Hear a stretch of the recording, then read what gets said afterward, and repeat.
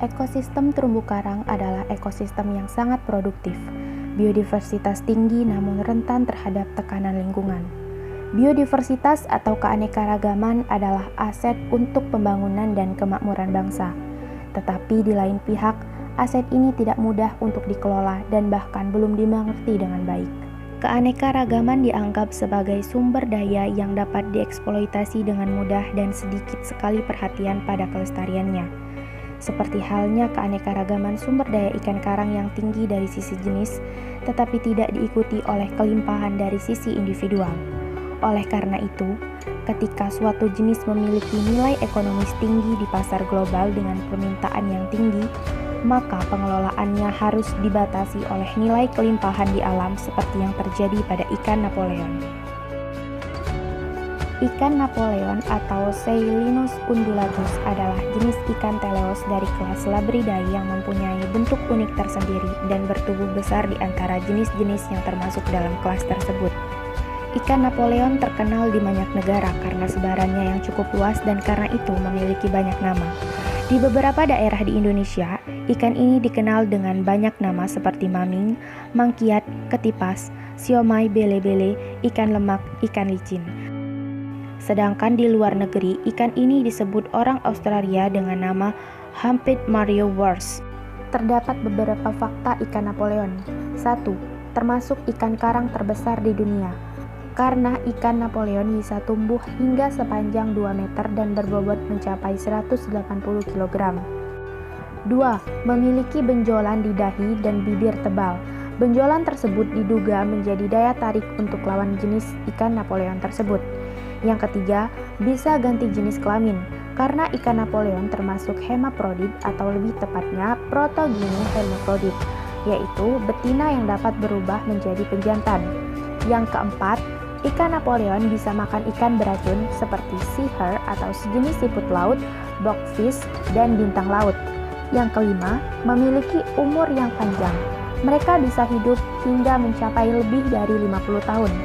Yang keenam, spesies langka yang perlu perlindungan. Spesies ikan Napoleon didaftarkan dalam kategori endangered atau genting oleh IUCN. Di Indonesia sendiri, ikan Napoleon memiliki status perlindungan secara terbatas berdasarkan Keputusan Menteri Kelautan dan Perikanan Nomor 37 Kepmen KP tahun 2013 tentang penetapan status perlindungan ikan Napoleon. Berdasarkan keputusan tersebut, ikan yang boleh ditangkap adalah ikan yang berukuran kurang dari 100 gram dan berukuran 1000 sampai 3000 gram. Survei atau monitoring kelimpahan ikan Napoleon penting dilakukan untuk menyediakan data dan informasi potensi sumber daya pada suatu wilayah, yang selanjutnya menjadi dasar bagi otoritas keilmuan dan otoritas pengelola untuk memberi rekomendasi dan menetapkan kuota penangkapan tahunan. Salah satu pendekatan yang dapat dilakukan untuk mengelola sumber daya hayati perairan adalah pendekatan molekuler. Melalui metode ini dapat dilakukan identifikasi jenis, mengetahui kekerabatan, dan keragaman genetik organisme. Dalam hal ini yang dimaksud adalah metode survei biodiversitas ikan di perairan karang yang disebut Underwater Visual Census atau UVC.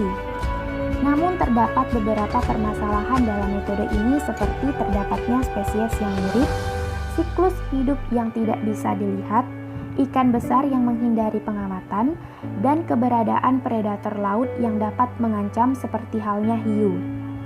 Selain itu, terdapat juga metode lain seperti DNA mitokondria, DNA barcoding maupun DNA metabarcoding, dan teknologi environmental DNA.